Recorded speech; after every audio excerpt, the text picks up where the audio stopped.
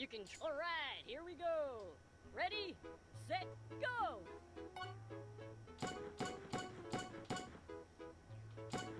Well, I'm back. And, PC didn't dip, thankfully. Which means, yeah, this should be good.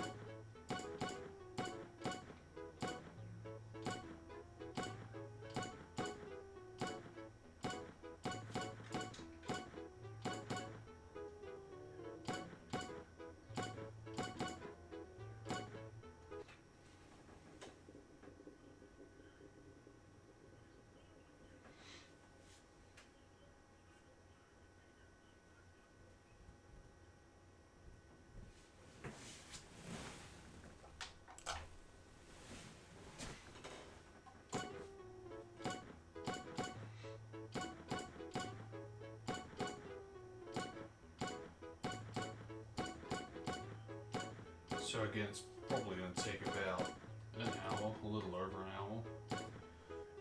But,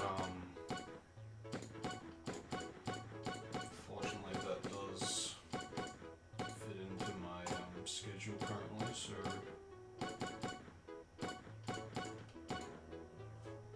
yeah, I should have just enough time to get this over and done with.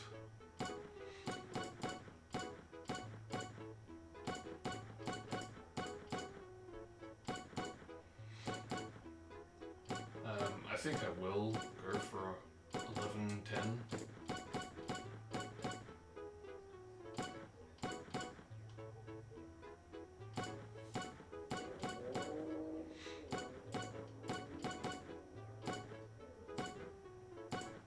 That way it really does feel like I've gone 1 exact million from the prize's value.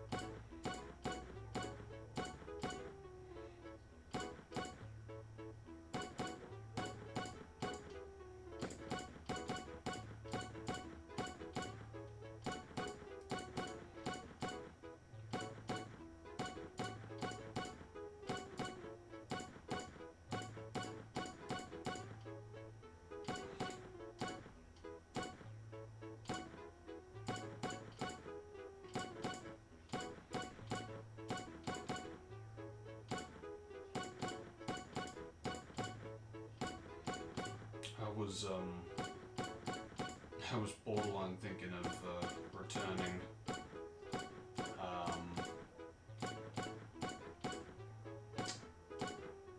a little after I finished last time, because yeah, I stopped about 10 a.m.-ish.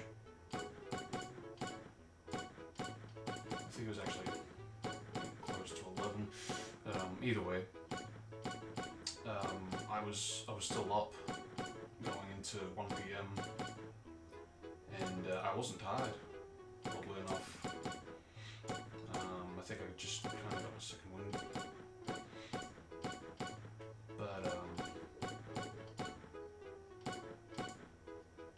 it's like, yeah, I could do it because, you know, it's a little over an hour and I could sleep it off. But I really want to, you know, because I was playing this for like 7 hours straight, you know, pretty much yesterday.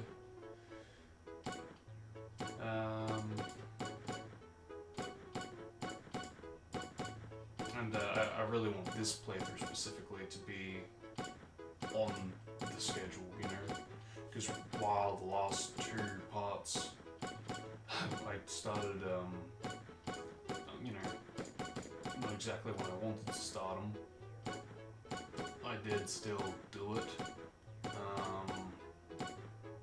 and I did still get 3-3 on all 3 parts.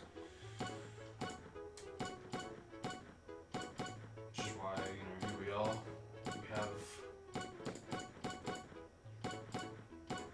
technically completed the game. I'm just going that extra mile for the record, because I kind of do feel, after all the stuff I've gone through in attempts just to beat the game, I feel like I kind of have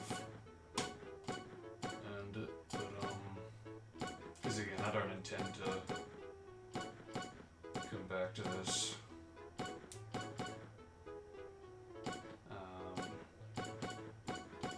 And I don't want to harbor regrets in the future of, oh, I got, you know, 10 million and I could have gotten the record, but I didn't. You know, because that's really where it starts, where I have, you know, some regrets, even if they're, you know, little, they could grow with time. So, to prevent that, just get it over and done with now while I'm here, while I'm, you know, in the playthrough that has the whole progression and development.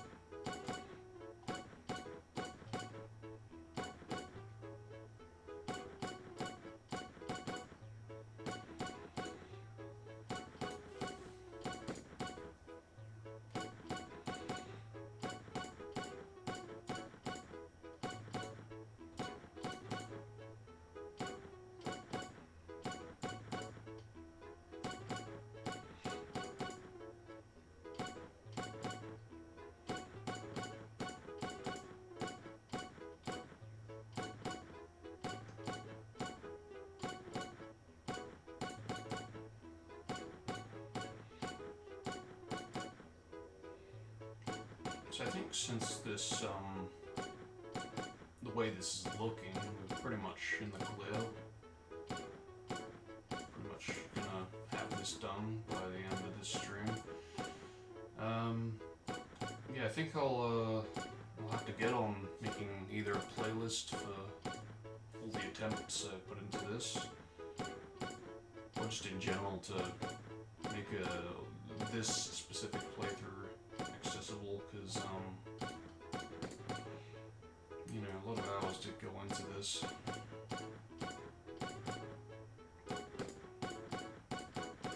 And at the least I do have the video recorded.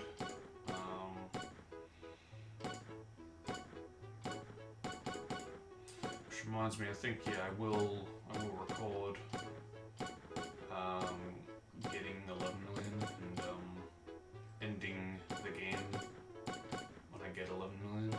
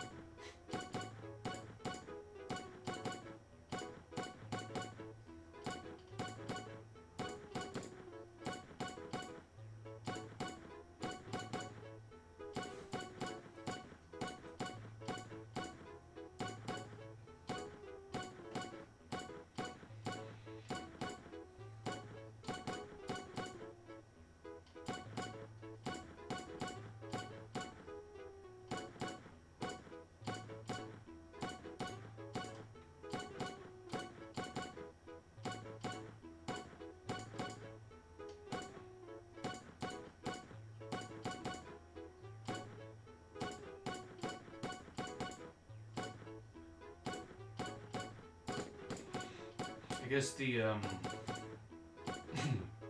the good news, I guess, with this is because this is going to be, so short a stream compared to the previous 3, and also given I will be quitting it, I won't be leaving it on.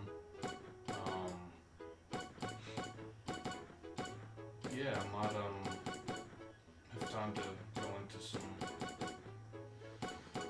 mysticness, maybe. We'll see.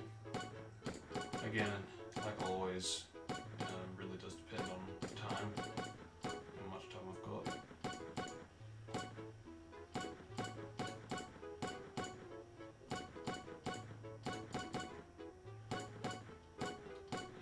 We've already got 100,000, 900 more, and then we're done.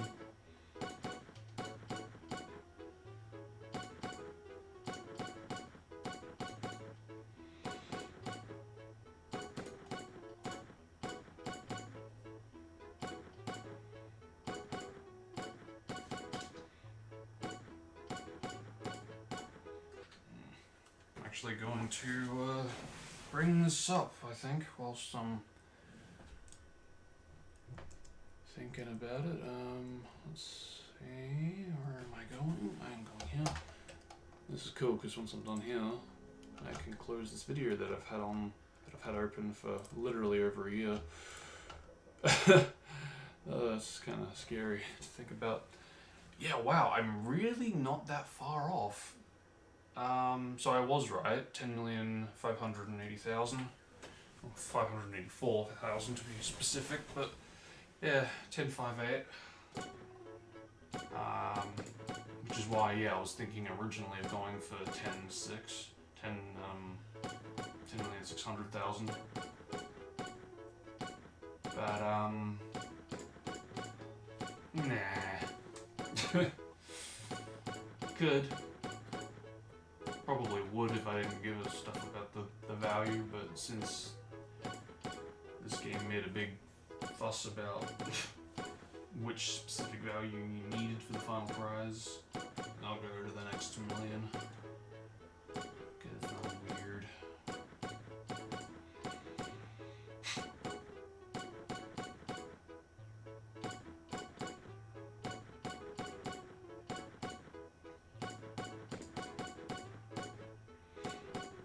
But yeah, it really isn't that far off from where I am, because I've said it so many times now, but like it takes about 10 minutes to get 100,000, so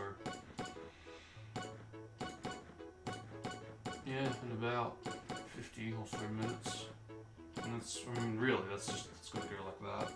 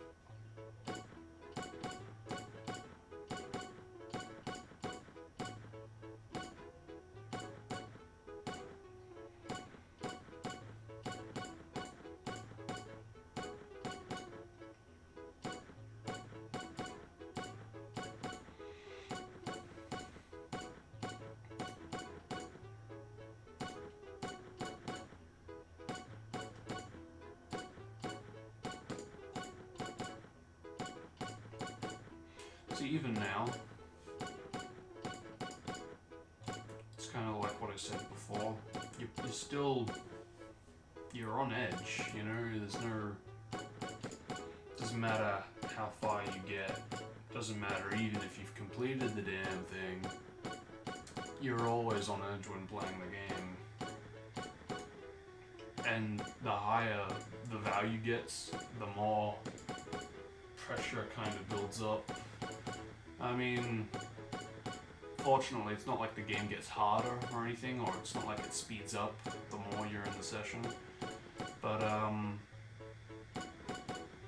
it's more of like a psychological thing of, you know, hey, no pressure, but, you know, you're approaching the record, and you have got the final prize, so if you hit a bankrupt, yeah, you're kind of going to flush all that down the drain, so, yeah, no pressure. All 19 hours, bye-bye.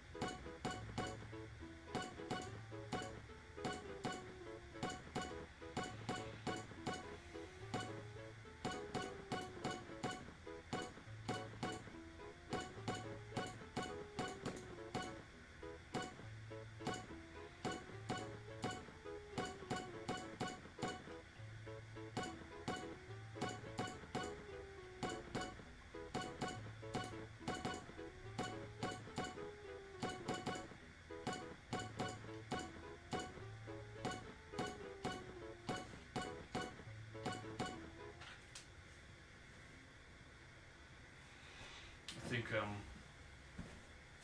we'll see, but, when I get closer, like 7.5, I might public it.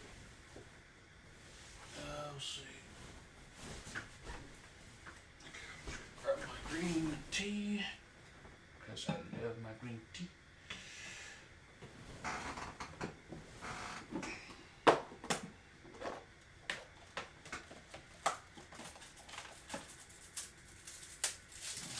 Just a tiny bit of dark chocolate.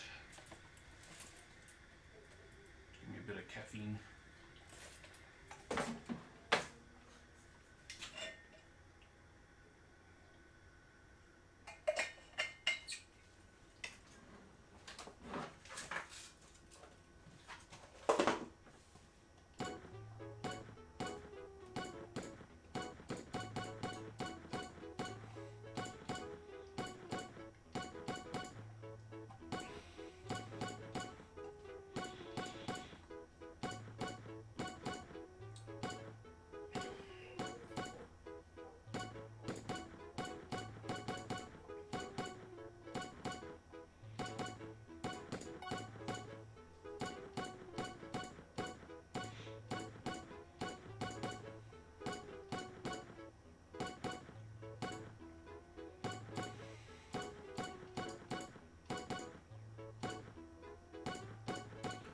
So I kind of said this before, but yeah, this really kind of just fit really well into the schedule. Like all 4 parts, you know, this is really, yeah, just fit with the character swap videos, because I was always afraid that if I did this, it was gonna like, I'd have a few parts before, and I'd have the character swap video, and then I'd have the rest of them completing it, you know. Which, yeah, thankfully that's not the case. So, yeah, no, that worked out well, and it would have been that way had this playthrough messed up, because I think I said it before, but yeah, if this messed up from the first to the third, I would have redone this, but instead of doing a third for 3 streams, I would just do the equivalent of what I'm doing right now, actually, which is the main reason I decided to have a 4th part for this, to do, yeah, the equivalent of what I would have done had it messed up, 1 million per stream. Only this time, since I've already, got the final prize and I'm only going for the record now. I'm only doing 1 million once for this playthrough. But yeah, it's kind of nice. It gives me an idea of how things would have gone and how I would have to, I would have had to have done the equivalent of this 9 more times. Yeah, if it messed up. And pretty much every time I've gotten 1 million, I've always thought, okay, you know, I mean that's long, but it's not too long. I could see that being its own stream because I had that mentality the last playthrough for literally part 1. I was like, oh shit, I'd rather do 1 million rather 3 million. This is a bit extreme. I think I'll get 1,000,003 because I don't really have that motivation at that point. So yeah, that's where I left it off and was a bit about it. And I was borderline thinking of doing it this time for part 1 as well, but I was like, no, I want to stick to the schedule, and I did. I'm proud of myself for it. I still can't believe that it dipped. It bloody, well, not. I keep using that unnecessarily, but like it, the value, that really kind of. The value for all the money, it just, the RNG really spiked on part 3 compared to the last 2 parts, because, you know, at least they were close enough to be said that, you know, it could be just the breaks that I took that, you know, made them differ, because they still were in, you know, like the early 6-hour stages,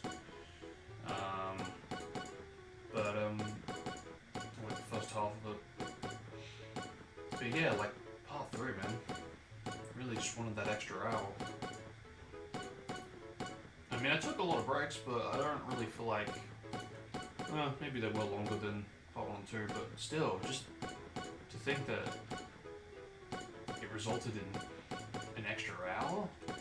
Because part 2, I took a break. I had some food whilst I was, when I got to like the halfway point of the stream, and I did pretty much the exact same thing for part 3, so I don't, yeah.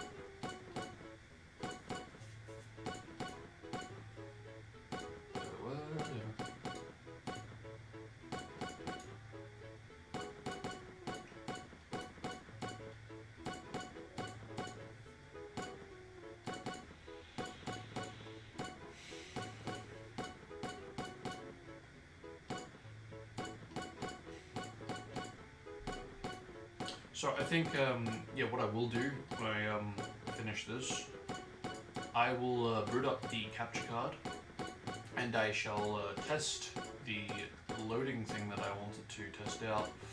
I feel like in a lot of ways it's unnecessary to test it out, because I was thinking about it earlier, and I was like, I could swear that I've already gotten this answer, and yeah, I think I have. I think I did actually test it out on the Xbox Live Arcade demo. I think I even did like a video on it. Or even if I didn't, I do vividly remember having the Xbox Live Arcade demo sped up in the loading to, you know, speed up the stroking speed, and putting it back to normal in the loading screen, showing that not take effect in the loading screen until after the loading finished, and then the stroke went back to normal speed, and then it, you know, loaded gameplay. Which, you know, again, that's basically how the E3 demo would work for those rare and occasional times.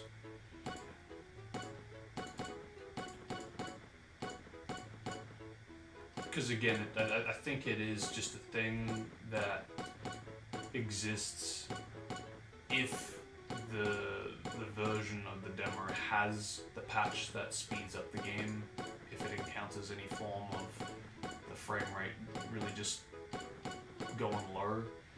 And I think that is what happens when it's trying to trigger the loading screen. I think the game like freezes for like a frame or two, and because of that, it really just the performance it realizes, oh, okay, we're going really slow, I better speed up, which is why the loading stroke speed goes faster than normal. Which explains why, again, it goes back to normal once, like immediately after it's finished loading.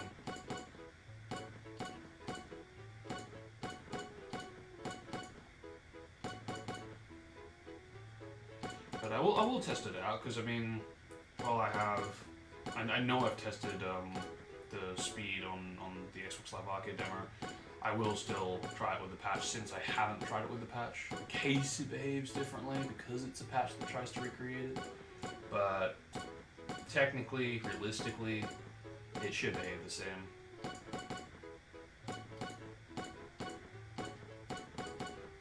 We'll see.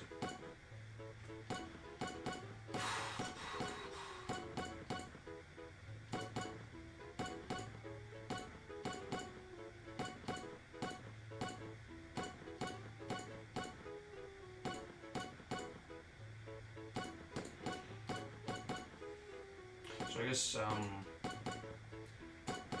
the beauty about doing this now is when I have been doing the other parts, will be my free time to work on the review. Because yeah,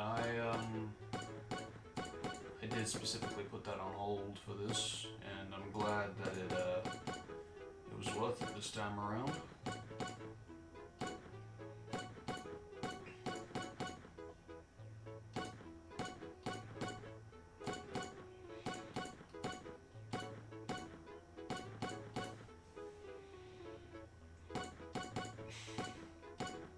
But yeah, at least I'll have all that free time, and I've even got a few days up my sleeve to really just work on it and get it done, because yeah, I would like to attend to that, and the silver release is coming along nicely, so it could get some beta testing builds sometime soon, very soon. You could literally be anytime from this month to next month. So yeah, I would like to be on top of the review in this time while there are no beta testing builds, and while I'm kind of free to, you know, work on it, because you know, once the builds start dropping, it's really just putting a lot of things on pause. But just in general, to, you know, get it out whilst it's the latest thing of PR6, and not getting it out when Silver's release is already out, you know. And I think in that regard, for that reason, I won't really bother too much on the video editing side of things, because I have noticed that is usually where the videos suffer, in terms of, yeah, like how long it takes to get it out, because I'm very picky, I guess. I really want it to look great. I really want to show what I'm specifically talking about. And sometimes it's a chore to get footage, be it from anything official, or just in general, getting like specific footage of something minor I'm talking about in gameplay. Usually I'm going to have to like record footage for that instead of, you know, finding someone else doing it. I mean, either way, I think yeah, this time around I'll try to not go overboard with the visuals.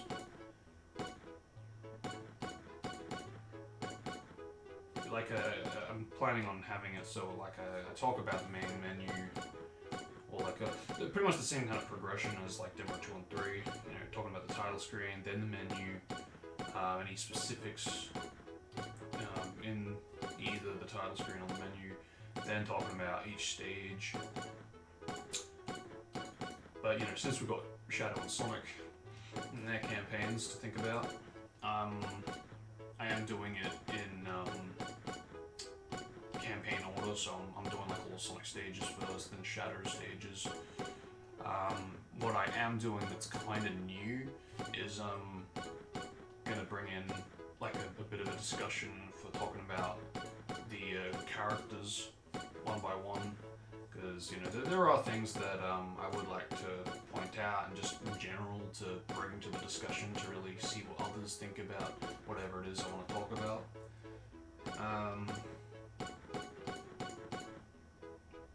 Yeah, sure, it's probably gonna pump the reviews time up, but as long as it isn't gonna be as long as the last review, I'm good.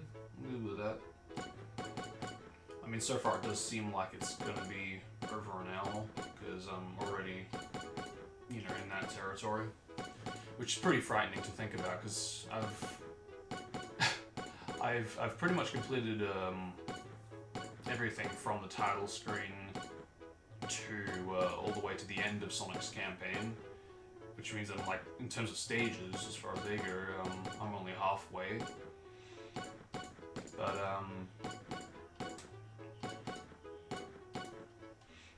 I am actually at a bit of a, I don't want to say break, but like, well, I guess you could say kind of break before I move on to Shadow stages. It's like an in-between from finishing Sonic stages and jumping into Shadow stages, where I want to talk about the gems. They have changed a little bit, and I do want to give my updated thoughts, since the last time I really spoke about them was in the Demo 1 review. Yeah, sure, I kind of briefly mentioned the things that changed that caught my eye in Demo 3, but I haven't really individually spoken about them, because my thoughts and opinions have kind of changed from the course of Demo 1 to now. And even like Demo 3, it's not major, but you know, certain things have changed that, you know, I would like to talk about. But yeah, I've got to finish talking about the gems, and then I'll move on to the Shadow stages. And once that's done, talk about all the characters, and then I should be close to done. I may still, yeah, I probably will have like a miscellaneous shenanigans kind of thing after I'm done with that. Which at least, yeah, by doing that, it will be smaller than what it was the last time, at least it should be, since I am talking about all the characters individually. Yeah, I won't need to include that in that topic,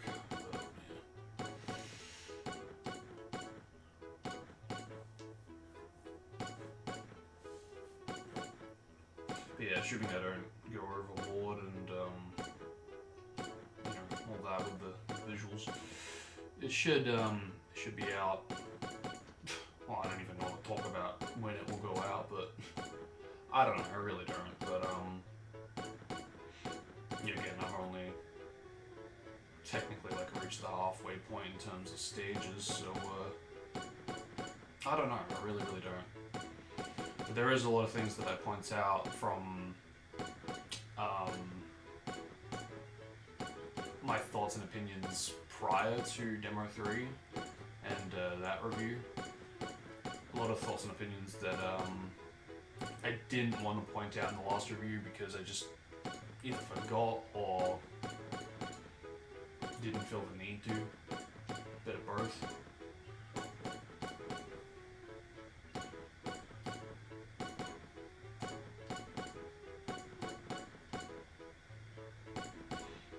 I'm hoping that by organizing this review a lot more will allow me to get more out.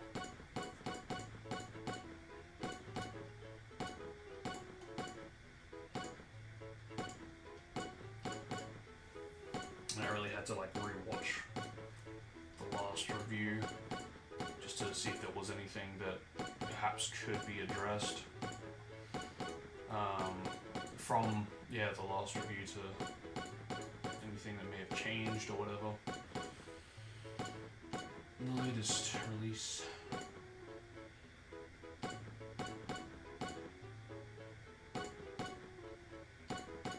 But I think depending on when and if a build drops from the course of my current commentary with the review all the way to the end of, you know, finishing all the commentary for it. If there have been beta testing builds that have dropped for the silver release, I'll probably won't bother too much on the video editing side. I'll still, you know, try to include everything I want to, but like not go over the top with the, you know, kind of like what I did the last time with the video editing, adding in like gauges and shit like that, just to really spice it up. And I'll try to likewise also keep it to a minimum with the messages, because I also went a bit overboard with those as well. But I want to talk about the side notes that I mentioned in the last review, because they really, I put them as side notes in the last review because I wanted to talk about them in that review, but I ran out of time, and I wanted to get it out in September, but it went out in October, you know, so I was like, what the heck. So if I, you know, spoke about all the side notes, it would have been even later. So at least for this next review, I'll be able to go over it more.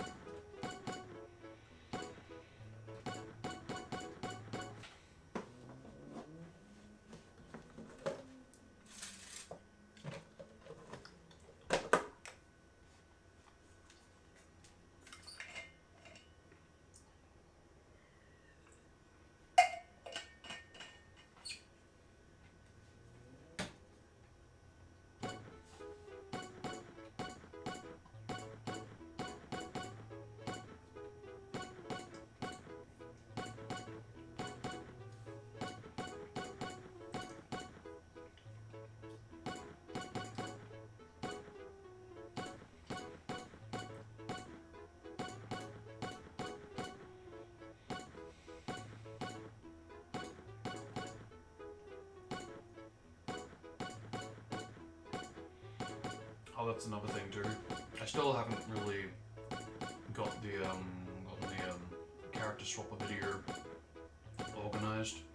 Because I tried to. I did a few playthroughs, recording and all. But yeah, and I did complete it.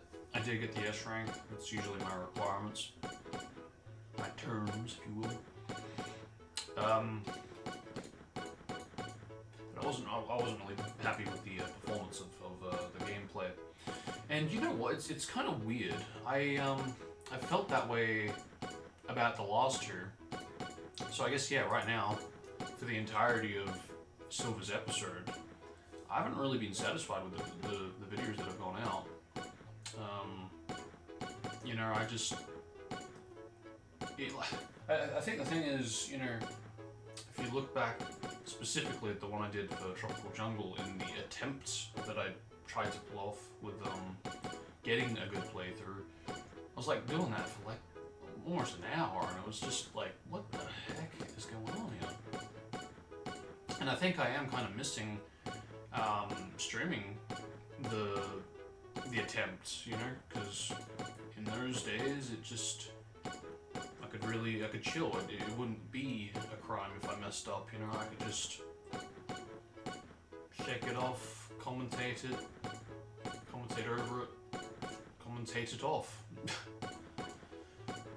Now it's like, yeah, Greg, gotta do it again, and it's just, it's hard to get motivated, you know. So I think I am missing streaming the attempt and trying to get it, because like even with like Dusty Desert so far, I've, you know,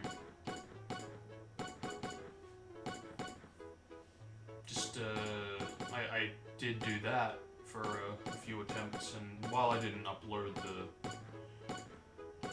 the attempts for that, I did do that for equally as much time as I did Tropical Jungle. And you know, it is what it is.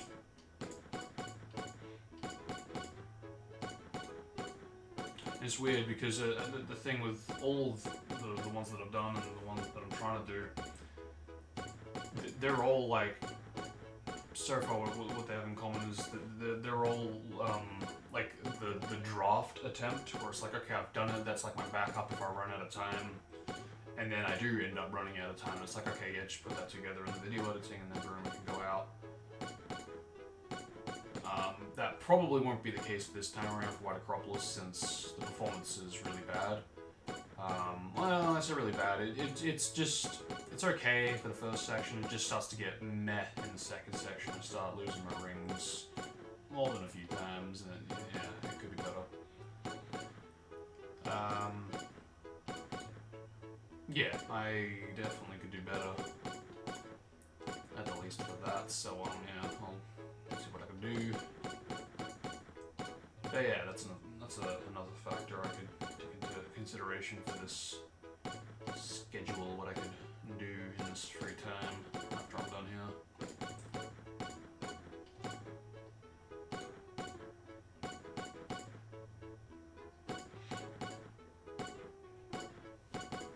Which, yeah, if anything, I really should just get that over and done with, so that way that takes care of this week's video, and I can really just go full throttle on nothing but the review. Well, I don't have that pressure of, oh, I gotta do that later on, having that build up with the days. Because actually, what's going on with yeah, okay, so it's Tuesday for me right now.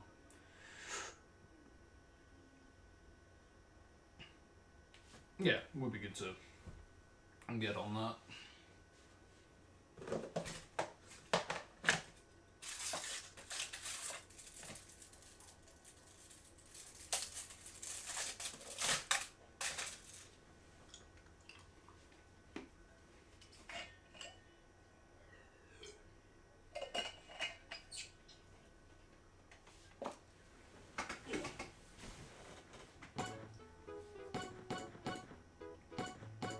So I think I'm guessing on this,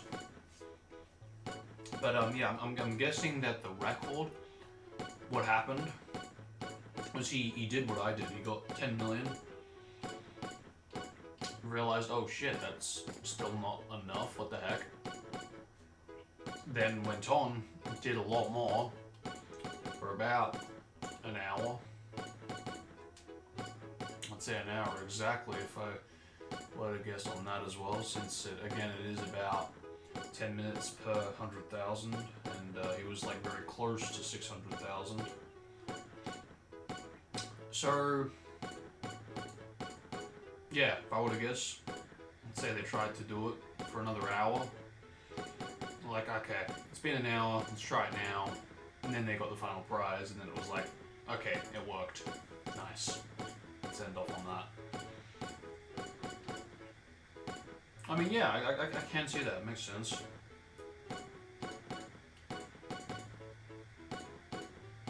Because, I mean, it's easy to get that confused with the whole thing of, you know, you need just 10 more from, you know, the value that should be needed. And then you unlock it, you know, it's...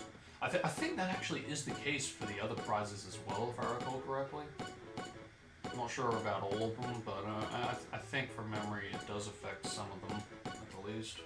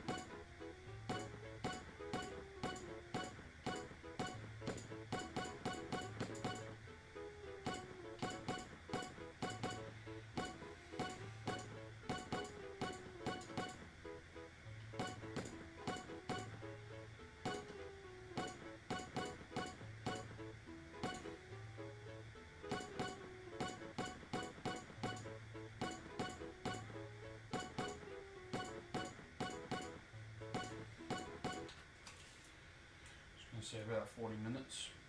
And already we're up to 47, which is a bit frightening. And I get it, it's a little over 10 minutes, it's kind of being clear, but...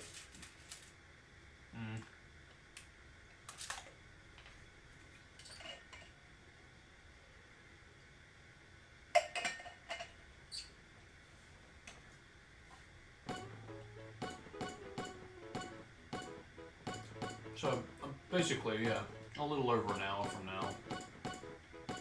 And we will be done. Which, time-wise, puts us at 10. So, we should have a bit of time. Not a lot, but we should have a little bit of time. Enough to test out the loading thing, no doubt.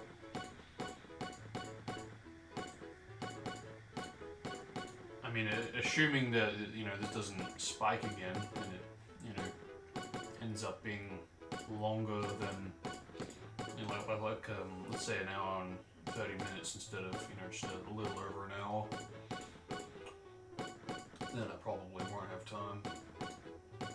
Still, even if I do go over time, I think I will still test it out anyway, because, I mean, really, it's just booting up the game, booting it into the patch, and then just changing the speed. Like, come on. What's wrong with doing that?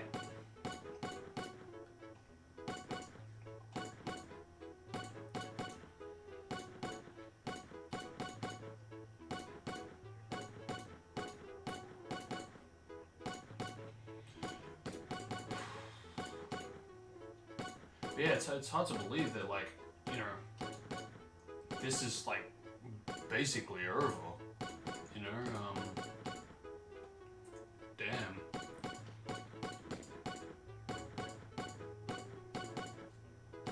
Because again, as far as the game goes, yeah, it is. Because it really has always been on the to-do list, you know, alongside the Ultimate Survival with Naruto Ultimate Ninja Storm Generations. And now that, you know, both are done, it's like, wow, that really just, I kind of worked out, because even though I did actually try my hand at this, and really just tried to get some luck on getting this completed, it didn't work, you know, and I was like, okay, you know, fair, that's fair, I'll try to do a marathon per year. But the thing that kind of just really worked out is that knowing that I started kind of early 2021 with the Lego Star Wars studs, I did the math, and I won't get it this year. It's going to take me into next year. So, in other words, we are going to basically have, on my to-do list anyway, we've got the Ultimate Survival ticked off from last year. This year now pretty much ticks off this. And next year should tick off the Lego Star Wars studs. Which is like, damn, we really crossing off the the to-do list from, you know, with each year. Does that mean that 2023, is that going to be the year that I get Mission 1 skip? Whoa, who knows? I mean, think about it this way. After doing this, like, actually getting the record and everything, I'll definitely be working on the Pier 6 review, and I'll really try to get that out before the Silver release goes out. But, you know, KLC's always never taking breaks, always going really fast with his development. He's a bloody freak of nature, and I do admire that. But holy damn does it put a hold on the videos I want to get out talking about them each release. But that's fine. I've kind of accepted that now, and it's amazing that, you know, with each release you'd think that it's going to get, you know, even longer. And, you know, to a degree it kind of does. You know, because I think we all weren't expecting the beta testing to really keep giving bugs with each build, but you know, it happened. But I think, yeah, this time around, I mean, I'm sure that there will be bugs. Definitely on the silver side of things, but I'm speaking more about what we have received in episode Shadow, as well as episode Sonic. I'm sure there's going to be some things that open up again, because you know there have been bugs that have been patched or fixed, but you know have re-emerged for whatever reason. Like that supersonic particle thing. I still remember finding that going back. I think it was like demo 2, and you know that got fixed, but you know it happened on an official update release thing. I shouldn't say official, but you know what I mean.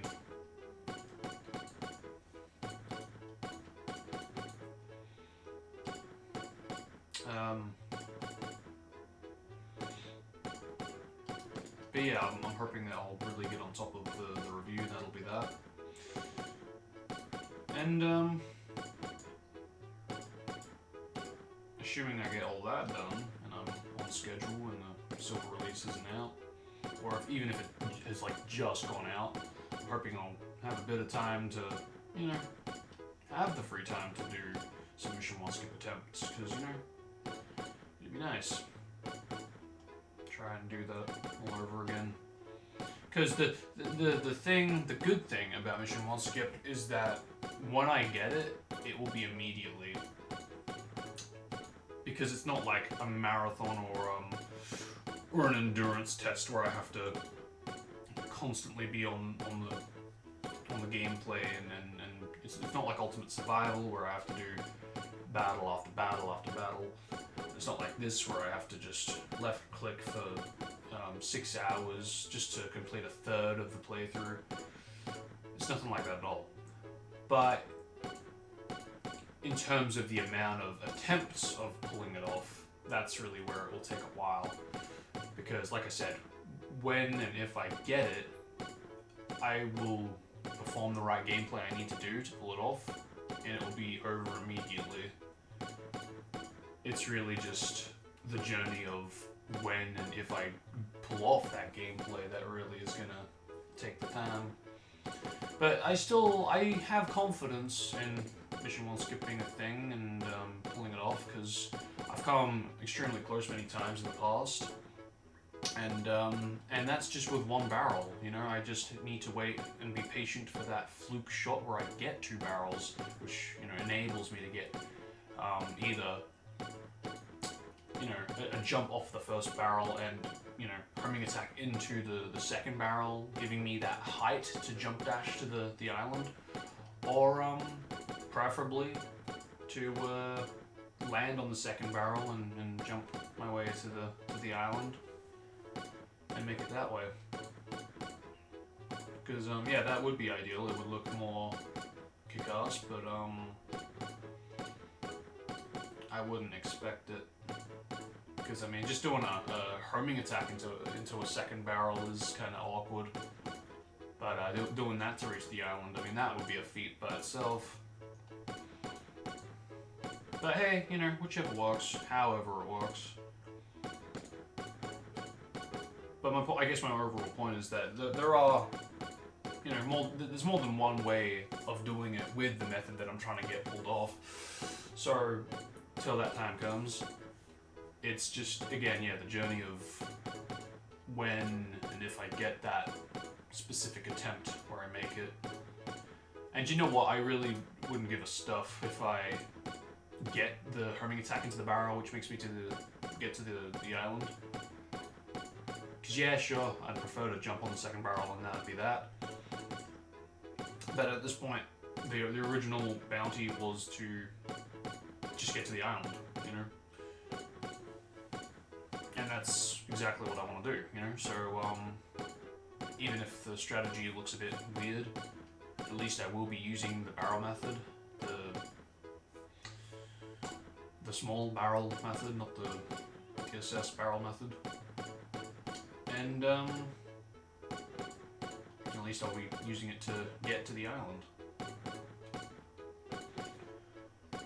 Because while, you know, if I did again get the homing strat, while that would be technically slower compared to, say, a TAS version of the strat where, again, jumping on the second barrel would be more ideal, what the heck, I'm still getting to the island, and I will be crossing that off my to-do list.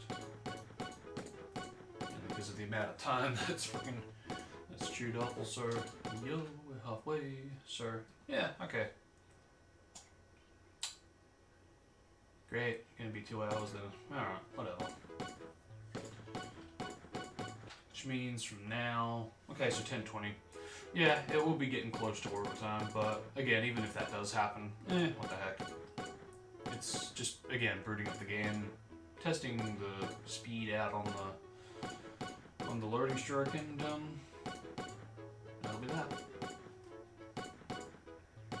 Let's just hope for good RNG. But what I will say is we're in the 5s now, which means, you know, I just need 80,000 and we will have record. Which for that reason might seem a bit unnecessary to go to the next million when I've got the record. But again, I'm a bit of a neat freak that way, and I'm just thinking, what the heck. Again, I don't want to harbor regrets for whatever reason, even if they're as small as, hey, I've got the record, and I ended the record on, you know, 10,600,000 when I could have and probably should have ended it off on 11 million. Yeah, I really want to push it to the next million just to really kind of move away from the 10s, because, you know, it's a cursed number. It should have been just 1 million. Because, man, to put the player through 18 plus hours just to get the final prize. Cursed indeed. Look at that, 51 already. This is good.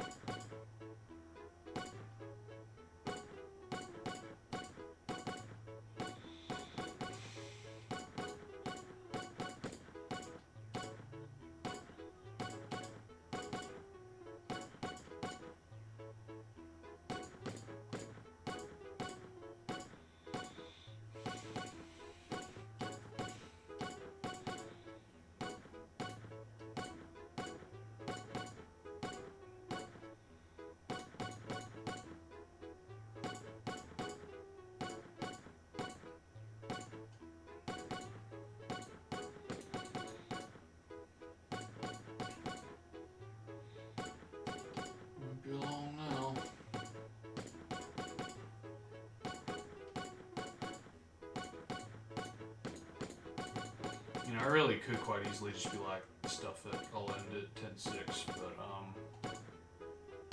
again, come this far, never gonna come back here. I don't plan to anyway, so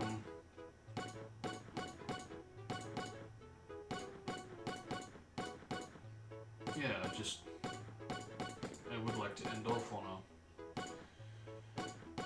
good value, not just a 10 or 6 kind of thing, like a solid million, that's a cup of tea.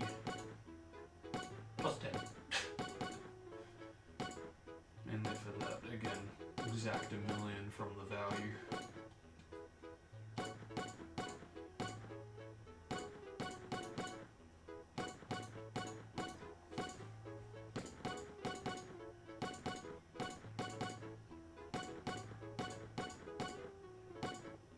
It's kind of poetic in some ways.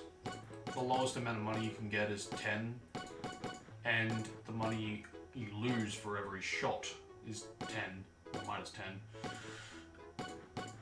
And the final score, the final value, is 10 million. Maybe that's what went into the decisioning.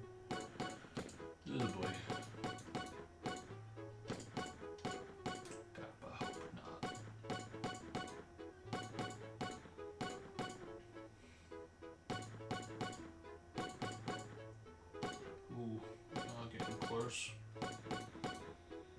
It's easy to forget how fast these values go up.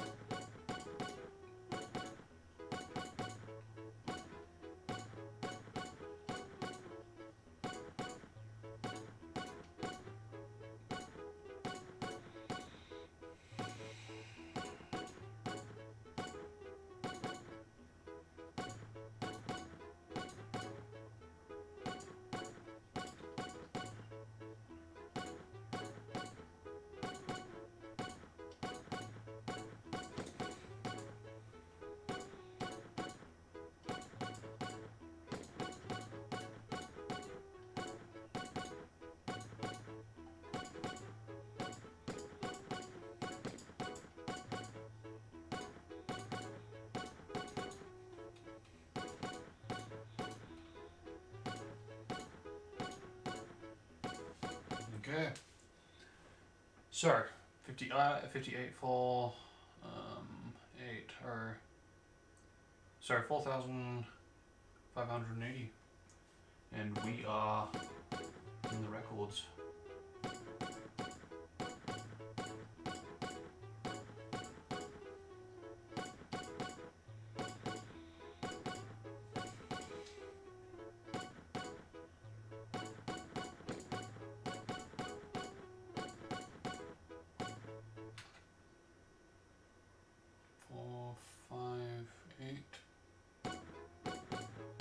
Boom!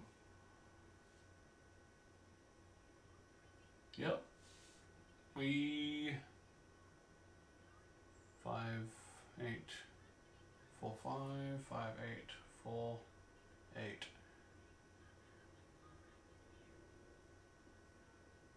Wait, 5, 8, 4.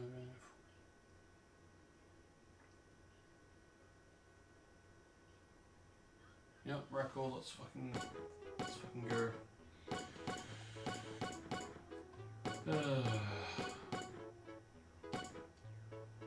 Although the interesting thing about records with this is that, there's no real way to tell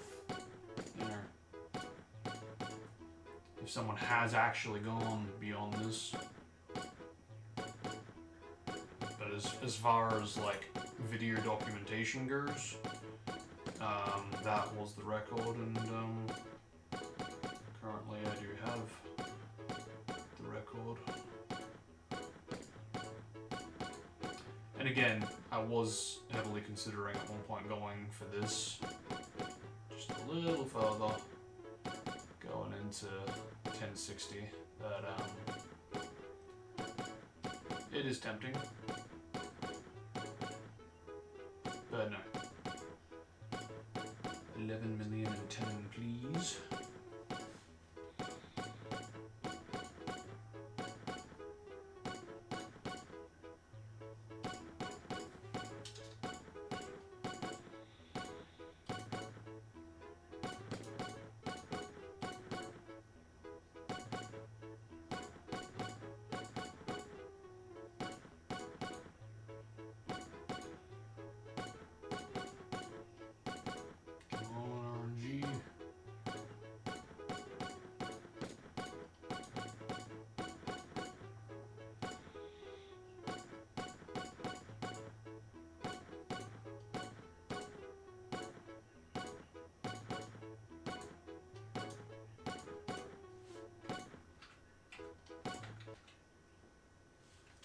Wonderful.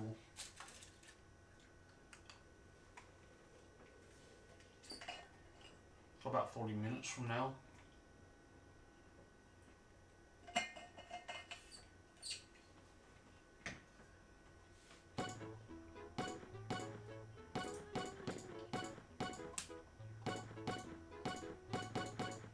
It's 45.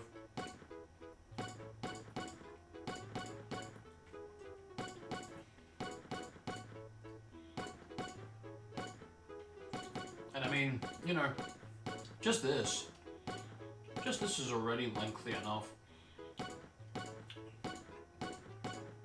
You know, like I can see why I was considering this, because it's long, but it's not too long, it's not too short. But it would have been annoying to try to get into the schedule of doing it every day for the next 9 days. I probably could have done it given what I've just done, sticking to 3-3 for 3 days straight. Yeah, probably. But don't look like I need to find that one out. Not in this dimension anyway.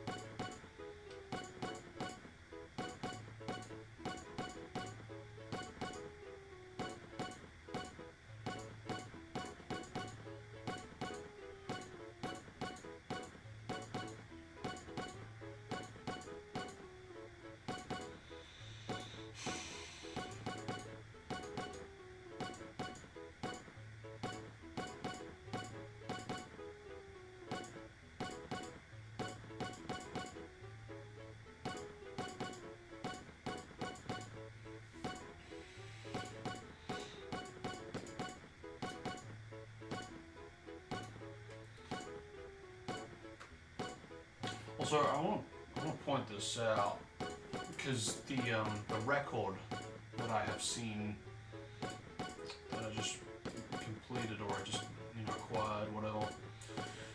That there's something interesting. I don't really know if anybody's interested in like looking at the video, but I'm a little puzzled with the video itself because it's camera captured, so I do believe it's legitimacy for that reason. But the thing that strikes me as curious is the gameplay for hitting the money looks nothing like this in terms of moving the cursor and getting the money that way. It's like the mouse kind of just teleports to the money. So I don't really know what that means.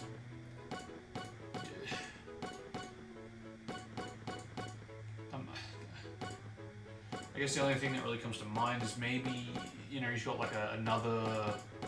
Maybe it's like a touch screen kind of thing, and but the fact that it's camera recorded would mean that if that is the case, he's doing it on another monitor.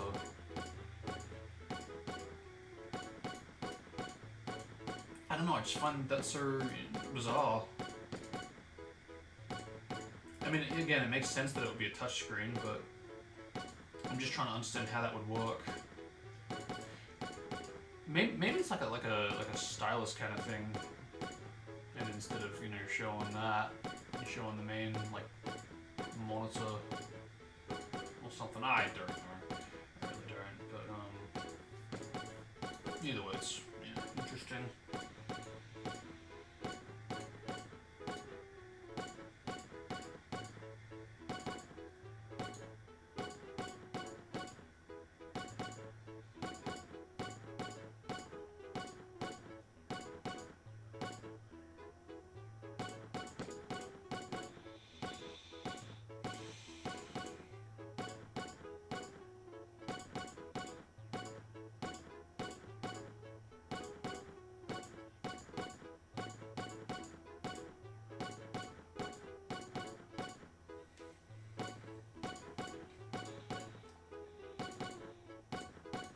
Still can't believe it's an 18-hour playthrough. I mean, technically for this, it's like 19 to 21 if you include the extra million I'm going for, which is pretty insane.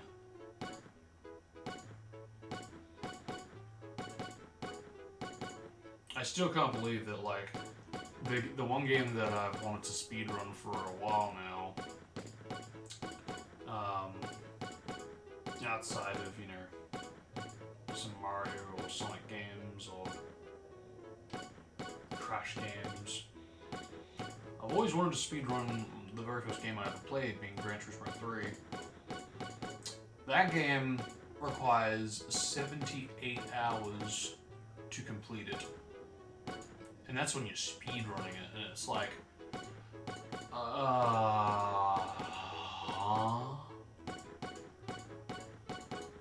Now don't get me wrong, of course, you can put the timer on pause and pause the run, return when you're ready. But I mean, damn, that is just, that's intimidating, man. I mean, thankfully, unlike this, at least it ain't gonna be repetitive. Yeah, sure, you're gonna be doing laps as the same car for a while, but at least you're gonna be in different tracks. At least you will eventually get different cars. But still, just the thought of doing 72 hours is like, it's 3 days. Come on. 78, man. Frickin' hell. I mean, that is just intimidating. And I mean, this is intimidating, and it's just under a day.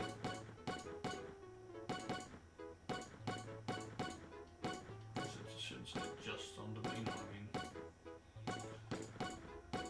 Borderline 20.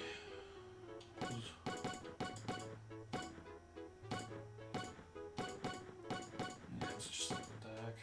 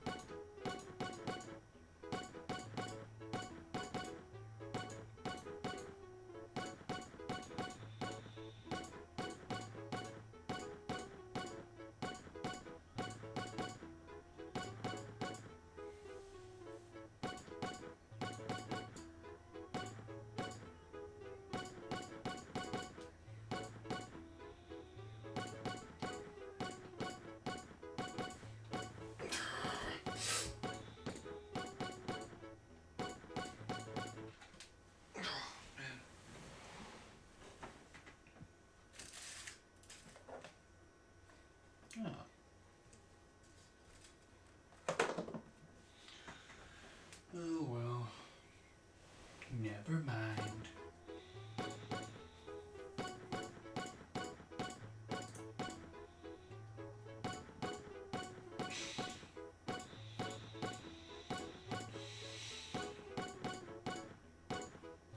So how long has it taken so far? Yeah, see, a little over an hour, and we're already on the 7s, so, yeah, you know, that's, yeah. Still gonna be borderline 2 hours, I think, but,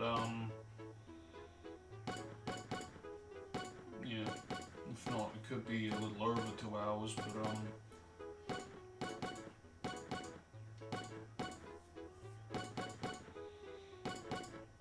yeah, I probably should have made that clear last time, that it would have been, like, at the least over an hour, and, like, maximum would be, you know, a little over 2 hours.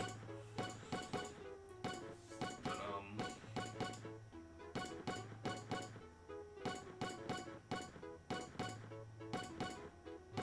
yeah.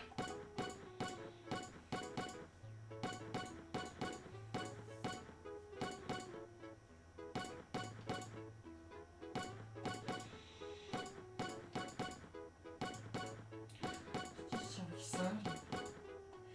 So exciting.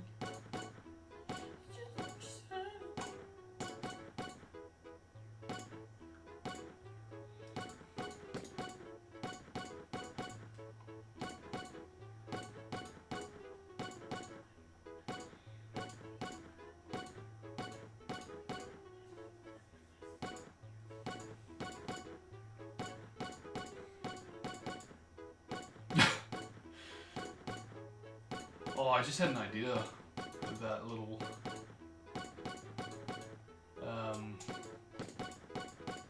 thingy, that little moment I just had.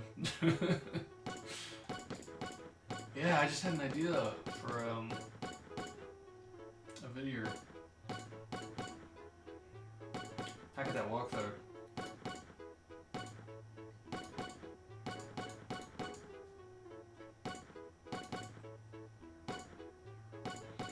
Like do some. Okay, yeah. Frank is the Sonic fan with the 06 trailer, the 06 content or the 06 screenshot or whatever. And Cole is the game journalist. Yeah, actually, that's an interesting idea. I think I will do that.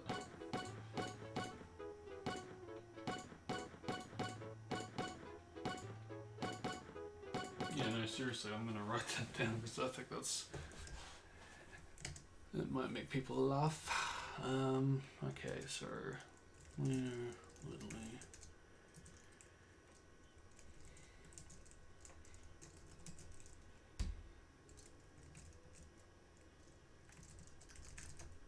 Cool. There we go.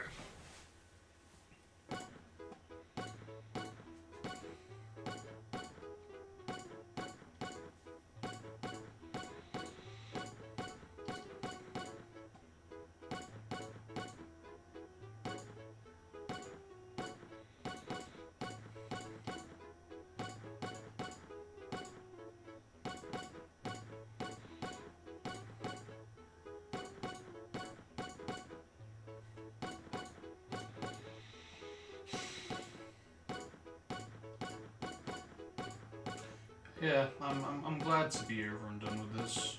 To be going the extra mile as well. Yeah, it really frees me up for the next stream as well, because yeah, I wanted to get this done October specifically, so I guess it kind of did work out in a weird way that it didn't work out the last playthrough.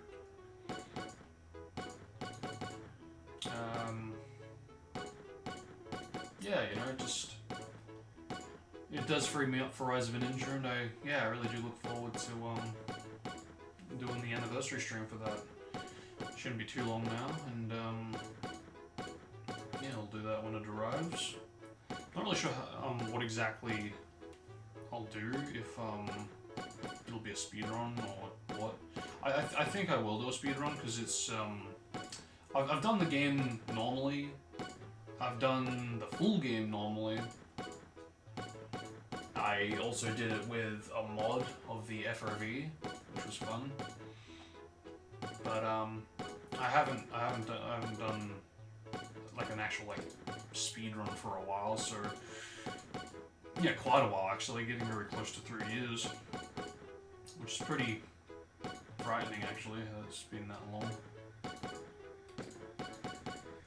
I mean, technically it'll be 3 years on March next year, but still getting close to it. But yeah, I think I might do a speed run and try to luck out on the record, I guess. One thing I would like to do in preparation for the run is really just write down all the main strategies, the new strategies that are faster, because you know, it's, especially after a while, it's easy to forget what are the newest and fastest routes that I've compared to the old ones. So yeah, I think I'll have to put together almost like splits, you know, just have something that will really keep me up to date with, okay, so I gotta actually go this route instead of what I thought I had to do, you know, just to keep myself a bit more aware and updated with what's good, what's new.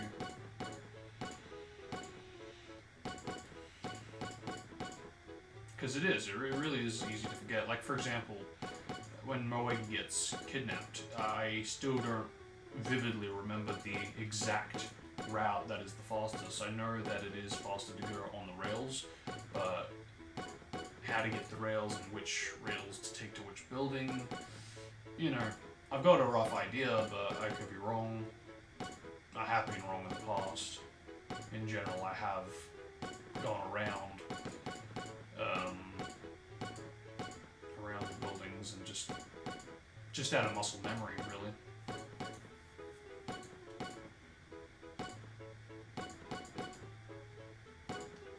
There's also right before that, like getting to Konohamaru and Moegi, whether or not it's faster to just run around to the left or run around to the right after taking the alleyway, you know, just little things like that, little exploration and adventuring routes, I guess. Changes.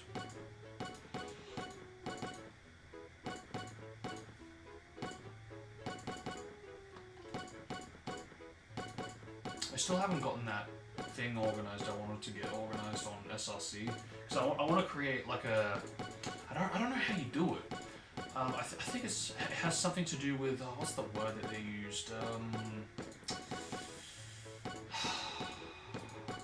Grouping, maybe. I think.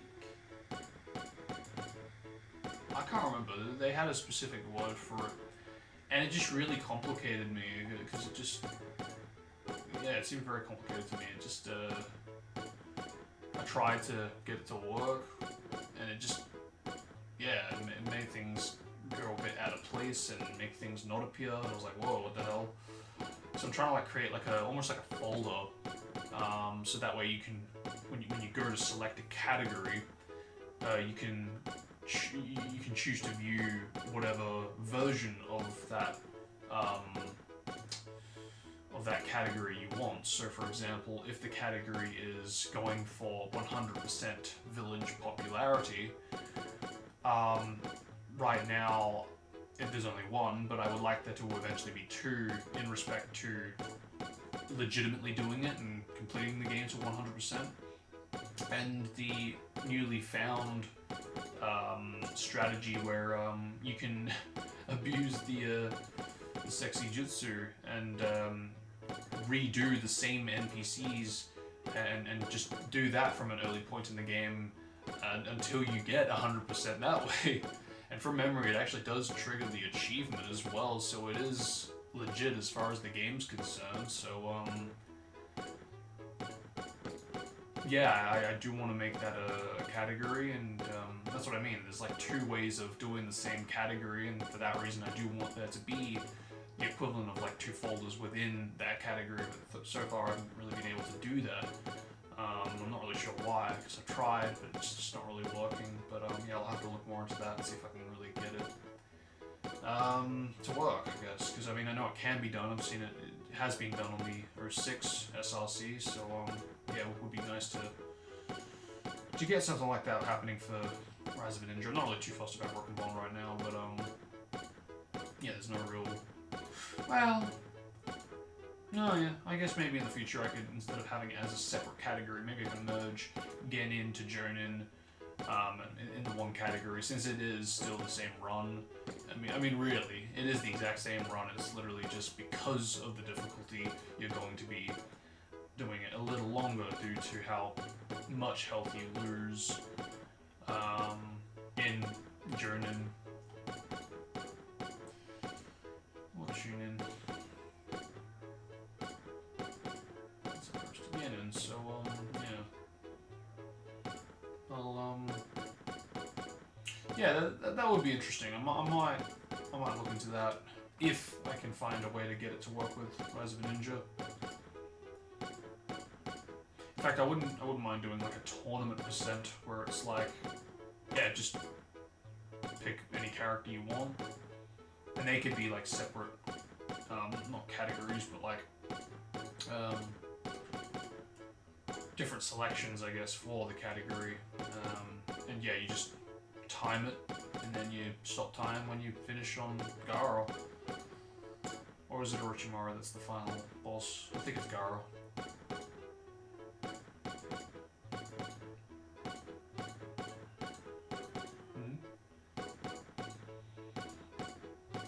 Yeah, I mean, again, there's big plans that I have for SRC. It's just, I wish I knew how to do that. Maybe I ought to look up some like tutorials on YouTube, you know, because yeah, maybe there is some guides on how to do what I'm after.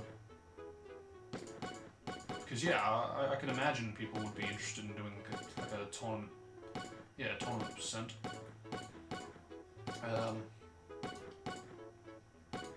Because that is like one of the few things that, you know, I could see people interested in doing outside of story mode. Because it's not too long, it's not too short, and hey, you get to play as other characters outside of Naruto, and you get to verse all the characters, you know, from battle to battle, so, yeah, you know.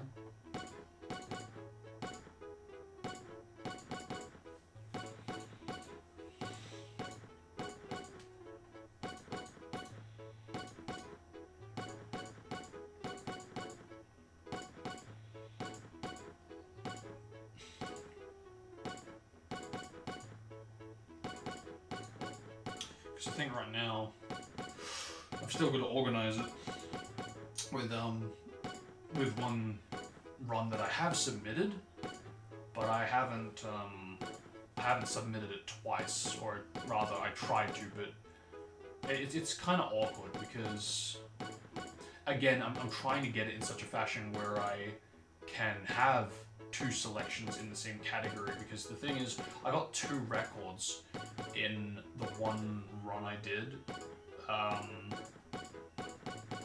with the, as mentioned, Sexy Jutsu being able to get to 100% sooner rather than later, and yeah, because of that, I did get 2 records. But I've only got it currently submitted for one category because, again, I haven't got it at the moment, so I can have 2 selections and something to submit for, you know, a specific selection for that one category, which sucks because yeah, if I could do that, that certainly would be ideal. But yeah, I really should look into that.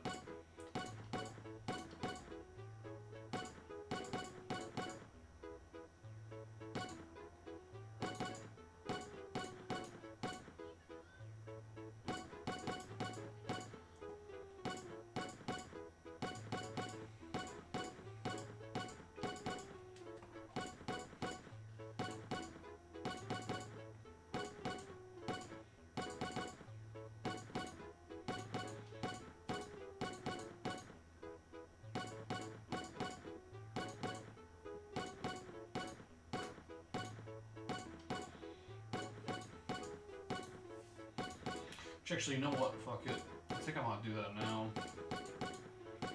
See if I can bring up a video, just like a quick guide getting started with customizing your own SRC page. I'm going for time. Okay. Yeah, so about 15 minutes or so. Alright, where's my phone? Where's my phone? Where's my phone? Where the frick is my phone? Where the frick is... There it is. Okay. Okay.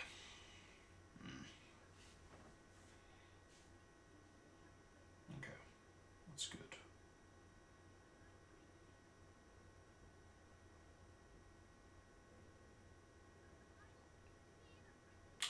Oh, okay. Okay, let's see.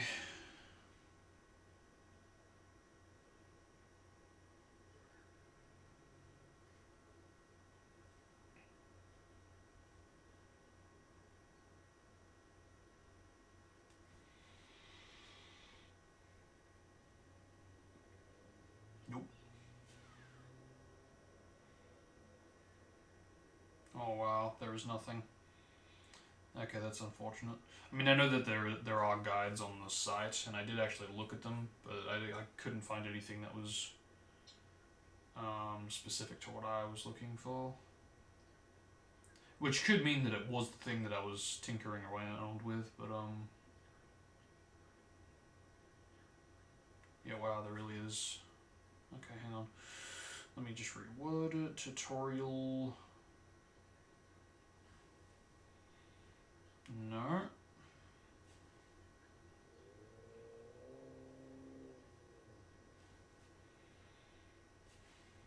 Okay, how about guide?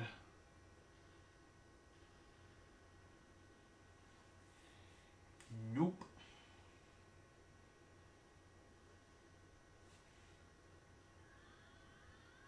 Customize.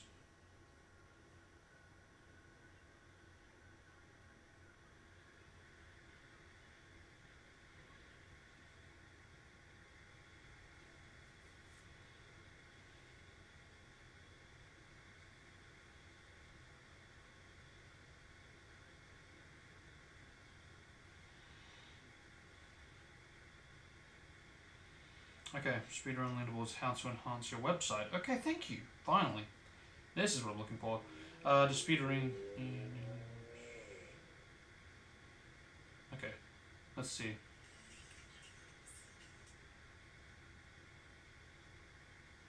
Is this who I think it is? Do I know this guy? No. It's just a similar name. Okay, let's see. Pasting gear. Okay. Today I'll be tackling a topic which I often believe gets disregarded when talking about the growth of a community in a particular speed game, which is its leaderboards. Sure, controversial rule changes and newly added categories often get discussed, but what I truly see a lacking discussion on is the aesthetic and structure of a leaderboard. You can honestly say this is a good thing, as it's never nice to shame a community for having, quote, an ugly looking leaderboard website. However, I'm hoping this video will give constructive advice of which you might want to apply within your own community's leaderboards. Before we can talk about the current meta of speedrun leaderboards, we must first touch base on the past and how it's grown to today's standards. As most people know, speedrunning started back in the late 90s, with games such as Doom, Quake and GoldenEye being some examples of early prominence in the scene. With the internet still being in its early years, there wasn't a concise way to moderate and track the legitimacy of times. Often people would submit VHS tapes to gaming magazines for competitions, with the objective being to complete a level of a game as fast as possible. This would then inspire people who enjoy doing the hobby to create forums and websites to keep track of times and see how people rank up against each other. Some of these websites include Doom and Quake demo sites, theelite.net, and of course MarioKart64.com. In 2004, a new groundbreaking website would become the prestige plateau of all speedrun content to be viewed on, known as Speed Demos Archive, formerly known as the Demos Archive for Quake playthroughs. The reason why I gave SDA the description of being the prestige plateau of speedrunning is due to its immense high standards for verification. The The submission would undergo a very intense analysis by a body and group of people to verify the run's legitimacy and also if the video quality and the website rule sets are being followed. The strong benefits would be that if a viewer stumbles across the run they liked, then it would be filled with countless information to learn about whilst watching alongside with, which could entice the viewer to get more involved in the community. However, this website is more or less a showcase of the very best in speedrunning and was not necessarily known for keeping a track record of all runners in a ranking format, which I believe led to its downfall. With the community growing in size, many groups of people were not fond of some of STA's ruling regarding timing methods and glitches, which led up to the next chapter where communities would create their own websites in Google Docs to keep track of rank within their own community. Personally, this chapter in history is my favourite due to how much personality shined during this era, with communities designing their sites to be tailored around the community's desires. Don't get me wrong, speedrun.com does provide a lot of similar tools to do this, however nothing captures the aesthetic or tone of a game quite like a custom-built website can. My personal all-time favourite speedrun website has to go to haloruns.com, which is still used today. I believe the downfall of this method of speedrun data keeping was the amount of work and money people would have to invest coding and upkeeping the website. Also, controversy could arise based on the moderation of the community, which is where I believe speedrun.com's method works best. Having a body of moderators who can oversee a community's behaviour almost created a democracy within its communities, allowing members to be more involved with the decision-making of changes to a community's page. In March of 2014, speedrun enthusiast known as PAC launched speedrun.com, a place for all games to be welcomed and tracked under one location. This website was a massive step forward for unifying the scene together and creating a simple way for communities to launch leaderboard pages under a more unified design and structure. This made navigating different community pages a lot easier, as all websites were mostly structured the same way. However, I do believe this came at a cost, losing some of the personality of the community. As the years have gone by, the website has evolved, providing more options for moderation teams to help tweak their pages based around community needs, as well giving members more options to customize the design of their own pages and improving general back-of-house issues within the site. With well over 17,000 games and 13.5 million monthly visitors on the site, I believe it will benefit the community by having a guide video like this, which will help moderators better understand how to improve the structure and overall look of their site. I'll keep examples of poorly structured sites off the video, as I don't want this to feel like a personal attack on any communities at all. However, I will replicate the faults I notice on particular pages and show ways of condensing and simplifying information on the page. The first parts we need to go over is the basics. It is very important to have the title of your speed game correct, and it should sound like a no-brainer, but even the misuse of capitals and colons can make the smallest differences. Secondly, you need to try and think of an acronym or a short name for your leaderboard's URL link. If not done, the website will by default create a very long and unmemorable URL, utilising underscores for spacing. I recommend something with between 3 to 6 letters. The mock speed game I have made up is Monsters Inc. N64, so I will call my link MI64. After this, remember to link your game to the correct Twitch game page and add a community Discord invite link. This makes it very easy for members to join your community and learn the game whilst interacting easier. Following that, be sure to add a decent resolution cover image, preferably one that does not have advertisements littered all over the cover. I'll touch back on some of these settings, but for now, continue to add the regions and consoles the games can be played on. After completing the basic credentials, it's time to move on to categories. We'll start by adding in your mainline and miscellaneous categories from your speed game, as an example, any percent, 100%, all levels, glitchless, etc. I did add a miscellaneous category just to show you how to make one. Of course, after making your categories, be sure to add in your category rules, since often categories will vary in their rule set and it's important to let new runners be aware of them. Also above, you may notice a main rules tab that will show across all categories, so look at this as your game rules. Some examples may be what emulators are allowed and the requirements to have your runs verified. Below your full game categories is your individual level categories. Isle speedruns can be very popular and a good incentive to endorse community members to practice or push the segments of games further down. Start by adding all the levels in the game, excluding auto-scrollers, as there is no real way to improve upon the speed level. After adding in all your levels, you need to make categories for the individual levels. The most common example is any percent, 100%, and glitchless. Of course, this varies depending on the game. Once all your categories are made, feel free to add whoever you need to your moderation team. They are required, however, to verify their email. Also be aware, once you make someone a supermod, you cannot remove this role, unless done by a website moderator. On the tags page, feel free to fill out the credentials. This helps with filter searching on the site and making your page more accessible. Now this is where we get to the juicy and most useful asset of the site, variables. Variables allow you to filter and condense information with your own custom credentials. Examples can be having two varieties of the same category. Yeah. Example one with a particular glitch and one Yeah, without. this is what Another I'm great looking example is console or hardware variances, such as N64 to Good, PC thank God. or SSD to HDD. Okay.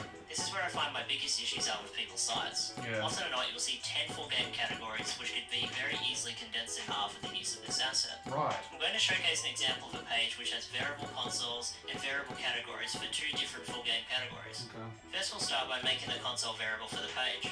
Since this variable needs to be shown on all category tabs, the process is very simple. Start by naming your variable. The reason it's important to name this correctly is that it will show on the submission page for runners. Once that is done, start by adding in your consoles. I'm going to use the traditional N64 game route for this example. You might also have noticed I added the IQ console, which is known for being quite rare and arbitrary in most speed games, so I'll add this console as a miscellaneous console. That way it can still be found on the page, but it is not shown front and center. After typing out each console, hit the triple dotted button in the top right corner, and hit the edit variable, which will take you to a pop-up. As you can see, you have a drop-down options to assign this variable to a specific category. But since we want this to be shown on every category, we will leave this as its default, all categories. Make sure to tick use as a subcategory if you wish to have the same result as me.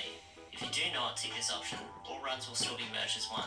However, we'll show what console variable the player is using to the right of their time on the page. I think this is A the good issue I example ran is into. ESS adapters for Zelda games, which I believe are not currently shown on the page. After confirming your variable changes, hit the triple dotted button again, and select the bottom option, assign all runs to default value. If you remember before when adding the variable options, it had a default box option to the right. Make sure the most popular console is ticked as default. Whenever a user clicks on your page, it will by default show whatever console was chosen and all runs will be assigned to it. If you do not do this step, every run on the page will be hidden and not visible. Do not panic, however. exactly Runs what are still on the page happened. but are not assigned to a variable, so they are showing as hidden by default. Yeah, it just wasn't A clear. good way to merge runs and This break them definitely is apart gonna into help. their respective consoles will be shown on screen. I start by opening all runs from the Wii VC category page and opening them on new tabs. After which I Thank God change there's the a video on URLs this. on all the tabs to edit run, which will take me to the submission page. After adding in all my filters and assigning by default, I will refresh the tabs and assign these runs to their respective console. I understand this method is very tedious, but hopefully it is one of the most efficient methods to merge runs into the variables. Hopefully SRC staff see this video or hear your criticisms and implement a feature to make this whole step easier. I'm now going to show you how to make variables which will only show on specific categories. For this example, I'll make two entirely different variables, with one allocating to 80% and one to 100%. The first variable I'll call BLJ and no BLJ, since you know, Mike Wazowski can BLJ in my imaginary speaker. For the second variable, I'll call this MSE and no MSE. You may be asking what MSE stands for. Mike's sexual energy, of course, a speedrun glitch which increases the size of Mike Wazowski's, box. Anyways, after following the steps on screen, you'll see that we now have a page which has variable 1 only for 80% and variable 2 showing only on 100%. The same merging method we showcased for consoles can be applied with merging runs to specific category variables too. The next part of this video is very subjective, and the advice I give may not work for what you're going for on your page, so experiment and see what works best for you. I commonly find pages which have very bright and glaring imagery behind their boards, which can make it very hard to read the information. Remember guys, bright colours on bright text never equals a good result. For this next step, I'll be doing this on Photoshop, so just follow along if you have the software. Start by finding yourself a relatively large image like a wallpaper. I advise to go for something scenic which relates to the series or game. For my fake page, I'll use I'm pretty. incorporated building. I do like what I've got. Photoshop, go to your I would have filter preferred options and better add brightness quality, and but contrast. it's big Pop-up enough. menu will show up adding the filter. Start by dragging both your brightness and contrast now. Don't overdo it as we have a step to help further drop the glare later on. Afterwards, add a curve filter and pinch 1/3 from the bottom of the line and create a slight curve to the right. Next we will add a solid colour and change it to dark grey. After that, drop the opacity to around 35 to 30%. If you wish to add more flare to your image, that is fine, but for now I just want to show you how to make a subtle background image.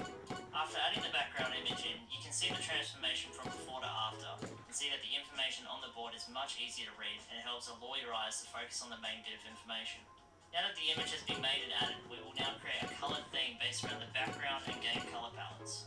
Before getting to record this part of the video, I was contacted by SRC moderators about my fake page, and it was sadly removed. I do completely understand, however. To the moderators, I apologise. However, I found a game I moderate which does not have a theme made for it, so I thought I'd go back over the page and recreate the imagery method I used before.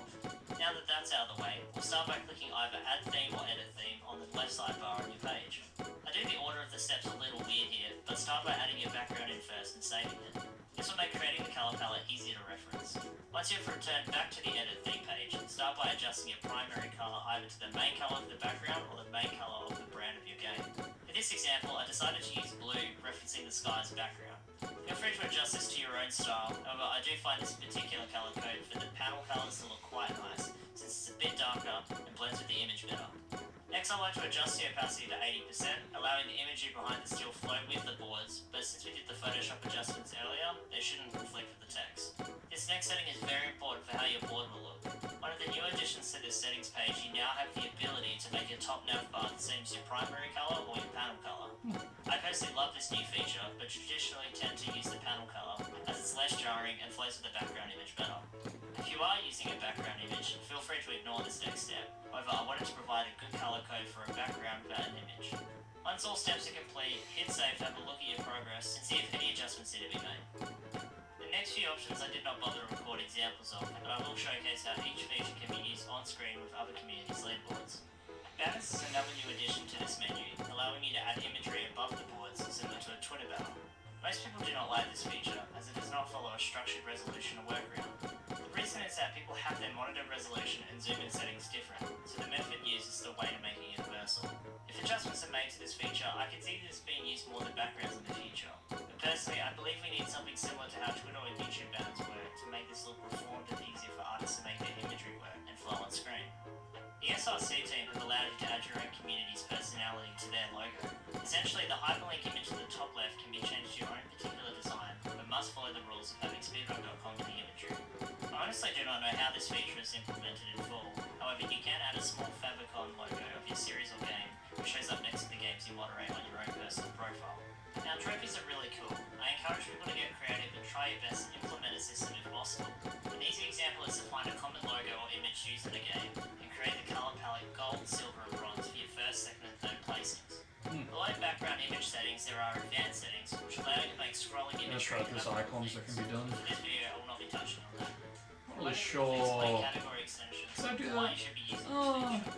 Commonly, a category might get requests to be added by community members. They're made Like for gold miscellaneous coins and then the game ancient coins. and also, the miscellaneous categories And might something already else. be really full. So a good workaround is to Oh, create the a cached page up. purely dedicated to Right. these arbitrary categories. If the page is made, I would recommend you to use the same URL but add CE at the end. As well, be sure the title of the game the same but add category extensions to the end. Now, if the community already had a CE page before this feature existed and had a big enough player base, an automated addition of this feature could have been done by default. However, if you're working with a page that does not already show this option on your sidebar, then I will cover off quickly how to add it in. First, you start by hitting Edit Game option. Next, scroll down till you find Game Types. Next, you will see a hyperlink saying This Thread. Click on the blue text and you will be directed to a forum page where you can submit your game and category extensions page and request them to be linked together. In my example, I use Kingdom Hearts 1, 2 and 3. Once complete, you will see the category extensions link on the side. If you're unsure your alternative page is a category extension, hover your mouse over each of the question marks to help better define what your alternative page is. In the last point in this video, I quickly wanted to recap over the features on the side and show you how these can be utilised. For guides, feel free to add your notes regarding strategies, tricks and routes, as well as video guides which you can hyperlink in the body of your text. Commonly people use this to show community members how to set the game up correctly. Some examples are older PC games or emulators. Be sure not to add your split files or program files here, as that is what resources is for. As you can see on screen, people like to add their splits, external software links, and sometimes the live split and OBS links. Last is your forum page. This is where a big majority of your community discussion will be had, so be sure to have all your important forum discussions sticking to the top so they're easy to find. And that's it! A lot of these steps can be ignored or done different, based on how your page works, but just wanted to give some basic input into how every feature works and how it can benefit your page. I believe branding and visuals are very important in selling your speed game to the masses. It'll make your game stand out and give it some style that will make your haven for the community a cool place to come on a regular basis. If this advice was helpful and you would like to see me do more videos like this, please let me know, as I've been lingering on the idea of doing a live split layout or stream layout video, but worry will come off far too subjective. Please give me feedback on this if it's a good idea or not. As well, feel free to like and subscribe as it helps me grow and reach out to newer audiences. Until next time, I'm Sans, and thanks for watching. Great video. Very helpful, very useful. I'm just really glad about that. I've already forgotten the term you used. But I called it groupings before, groups. Yeah, that's definitely going to be very useful, getting that back up and running. Because yeah, I was tried a few times to get that working, it just wasn't working. So it's going to be great. And here we go.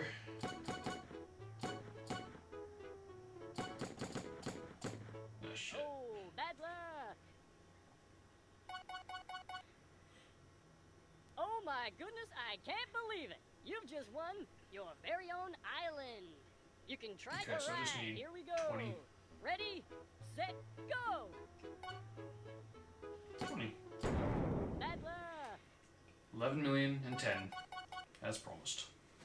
Oh my goodness, I can't believe it. You've just won your very own island. You can choose to leave now with your prize. Thank you and good night. Oh. This show has been brought to you by E-Zone, makers of quality entertainment. It's, yeah, that's it.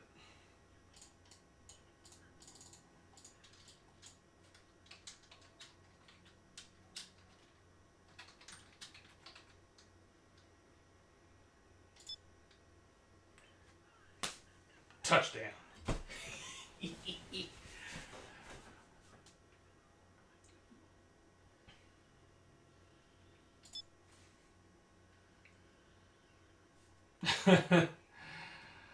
Oh man.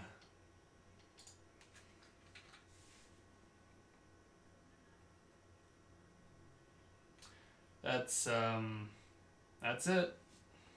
Hello and welcome to the world's richest fantasy internet game show. Bang! We are done. I'm your It is officially over. Dirk Smirkley. I mean, technically it was officially over when I got the final prize, but as far as the record goes, that's where I wanted to get, and I've done it. But watch out, for every miss, you lose $10. So let's get going, shall we? Unbelievable. Ready, set, go! I still can't believe you can actually go to the minuses. Bad luck. It's insane. Oh, bad luck. Imagine if that, like, could result in getting, now you have 3 choices. you know, You can choose to your leave now with your island prize, by going to, or say, you can minus trade a your current million. prize for a random That'd be prize. very interesting, Or in which you can case... try your luck again and continue playing. Your total amount will be added to your next turn. See, the really frustrating thing is you can trade never... your current prize for a You can never random get prize. this to work. You can good It just choice. never works. It either results in the old smelly sock, Oh, or bad luck. actually no, I don't think it has ever Thank you and good night. gone on anything else. I genuinely believe that, because I just Makers of quality entertainment. I haven't done that very often, but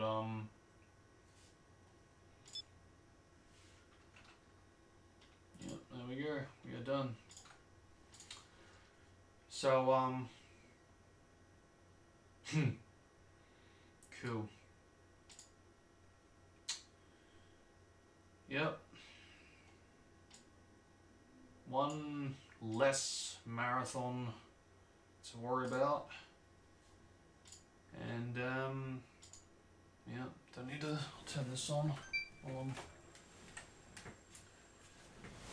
switching. Here. Hey, what happened to my capture card? What is that? All over the place.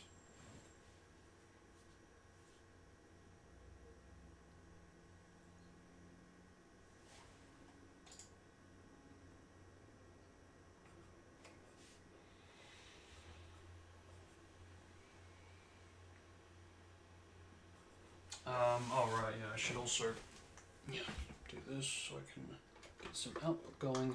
There we go.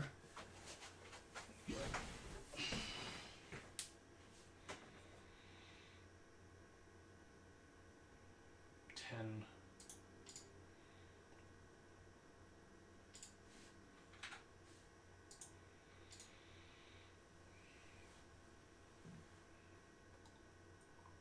Now what am I doing?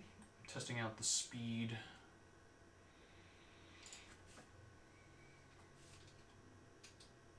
I'm glad I got the all the additions out. I didn't release the Broken Bond one since that's not an official thing. I'm only sticking to what was officially released. Maybe I'll do it as like a Halloween special. We'll see. For now, let's launch that. Let's launch this. Let's go out of here for a sec so we can bring this up. Sorry, it was 10, right? Should still be 10. Yep, cool. Oops. Where's my controller? There you are.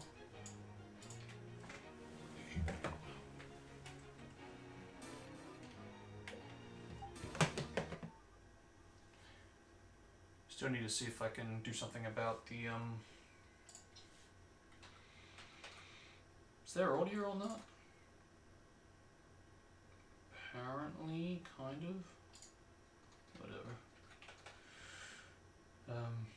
Yeah, I'm gonna speed this up, and yeah, there we go. So there's a bit of a more noticeable animation. Speed up, change, whatever. Now we'll put this back to normal.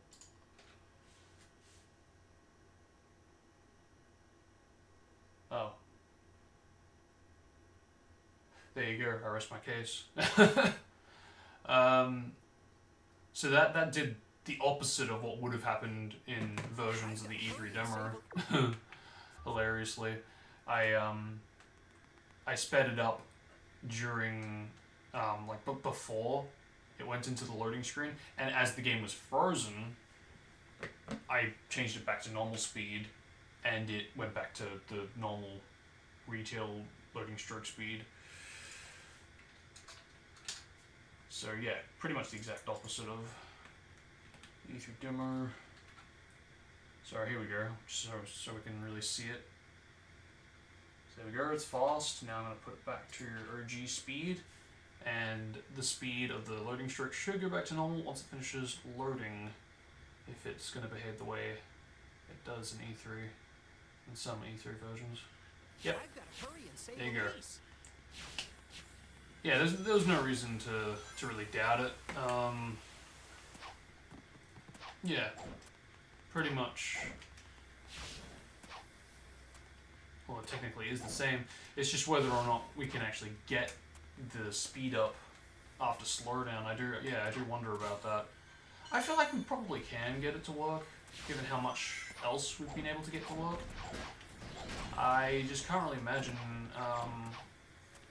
how it would like work, because I mean it makes sense that it, speeds the game up using that code if the game encounters any form of slowdown, but it's just hard to imagine, I guess, right now, because all we've really ever seen of it is it used in the E3 dimmer and the TGS or 6 dimmer. I just noticed there's rocks missing. Press the A button. If you jump just as you land on a wall, you can jump off of it. So this is actually rather quite outdated, because I did do quite a fair bit of an update to Wave Ocean.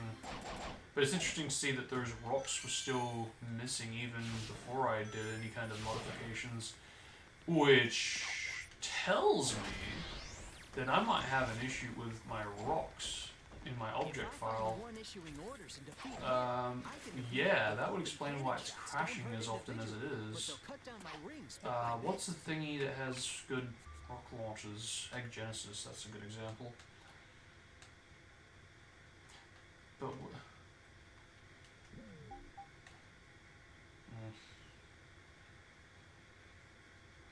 I don't know. Oh,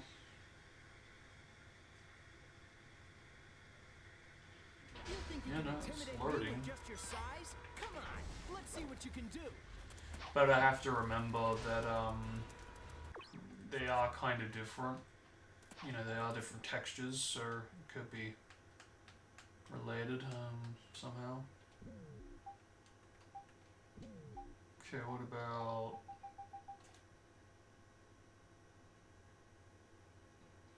Here's.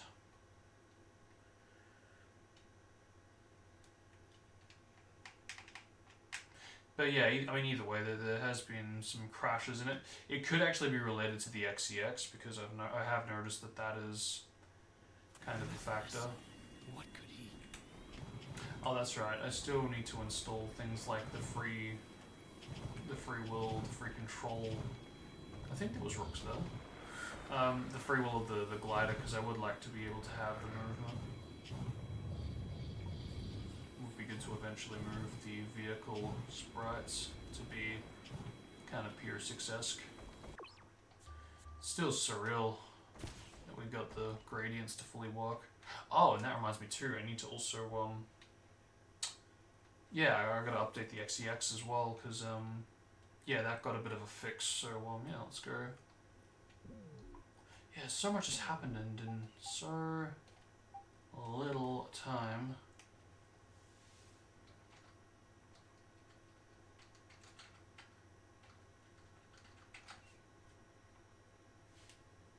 That body of light is the sign of a super-dimensional life form. Standard attacks won't work on him. He eats dimensions It's for all life. you, Shadow. Yeah, didn't think so. There should be Understood. something that's anchoring Look him at in that. this This is dimension. the gradients and all. Probably the light Insane. shells I'll that can take be care seen of on. this. This is the end. Prepare to meet your doom.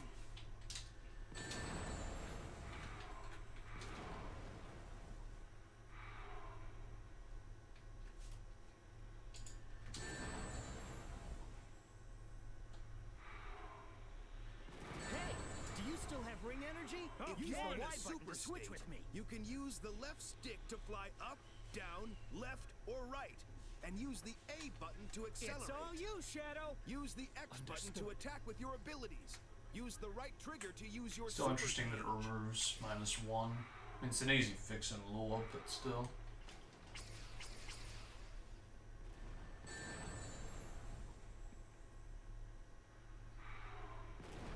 Anytime soon would be nice.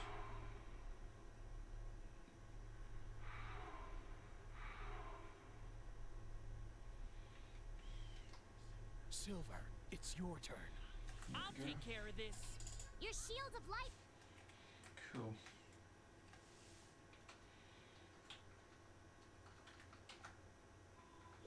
Sega.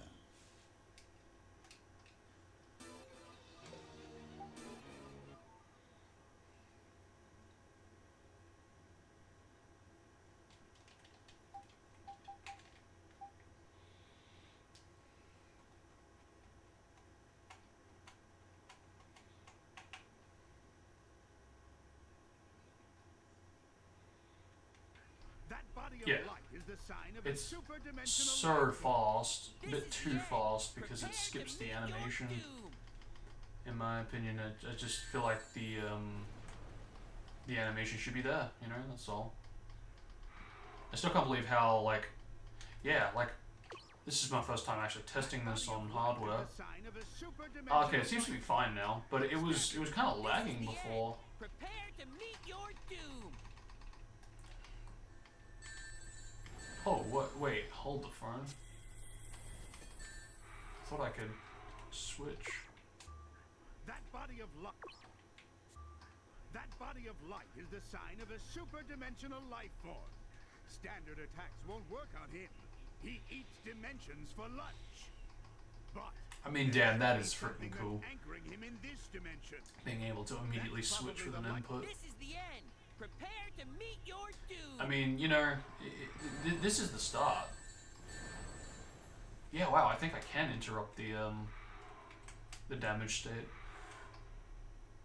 But yeah, I think this is the start of getting the equivalent of Heroes character switching or Amiga switching.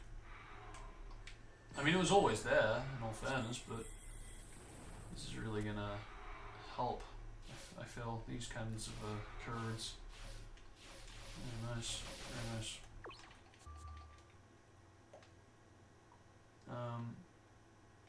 So I think now I should have things like the updated gradient for purchasing stuff. Shatter, if you didn't have the spear thing before, should now have it.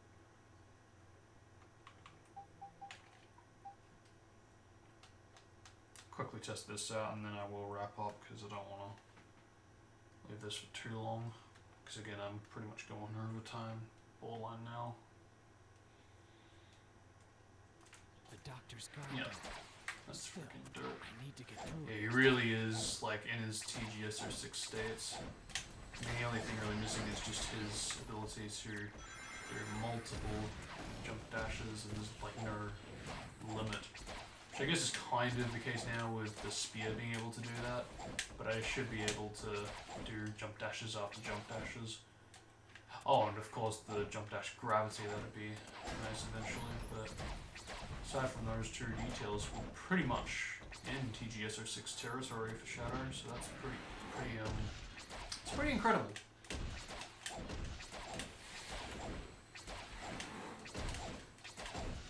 I mean, honestly, got my throat. Yeah, honestly, if I had to choose, I would pick the curve jump dash, mainly because we've already got it for Sonic, and mainly because I feel it's a bit more. There's more reason to have something like that compared to the likes of infinite jump dashes. I mean, yeah, sure, that'd be nice in terms of being overpowered and being TGSR6-esque, but I feel if we got that first, I mean, I wouldn't mind if we got it first, but I'm just saying, like, yeah, just, it would fit better with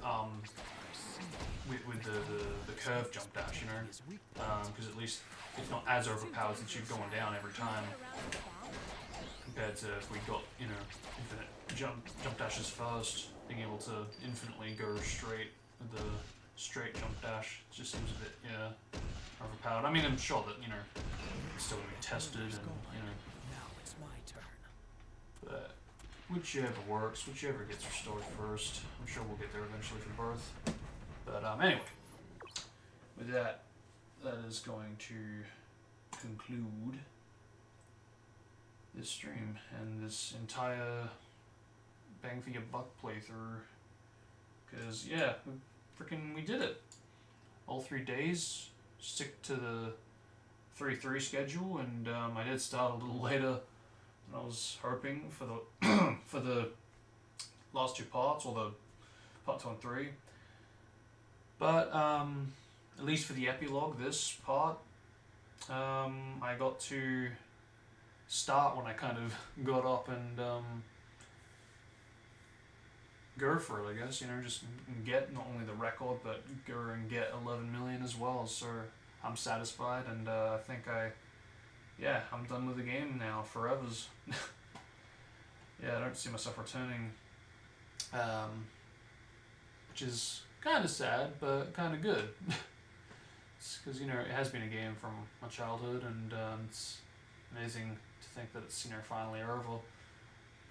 But thank God, no more repetition in that regard, you know, for a game like that. At least, yeah, now I can focus on things like the Pure 6 review, character swap vids, and as far as marathons go, again, we'll go probably Lego Star Wars next. Because I've got, as we speak, it's still on, I'm gaining studs. And once I get close to 4 billion, I'll start recording some videos, and yep, we'll go over that when the time comes. Right now I've only got 1 billion. We're getting close to 2 billion, but it's definitely gonna get done when we get into next year, so yeah, it won't be done anytime this year, that's for sure. But yeah, in time. Aside from that, Mission 1 skip, that'd be nice to do as well, but those are the two next big marathons. But at least right now, I am halfway in terms of what I had on the list. Because, yeah, again, Ultimate Survival for Storm Generations, this, which we've now done, and the Lego Star Wars studs to get to 4 billion, and finally, Mission 1 skip. So now with 2 off the list, yeah, we're halfway as far as that goes, so I feel pretty good. I'm very satisfied, and I'm a happy man. With that, it's going to bring us to the end of the stream. So thank you guys for watching. Hope you all enjoyed. And yeah, till next time, have a good one. And I'm out for now. Peace out, guys.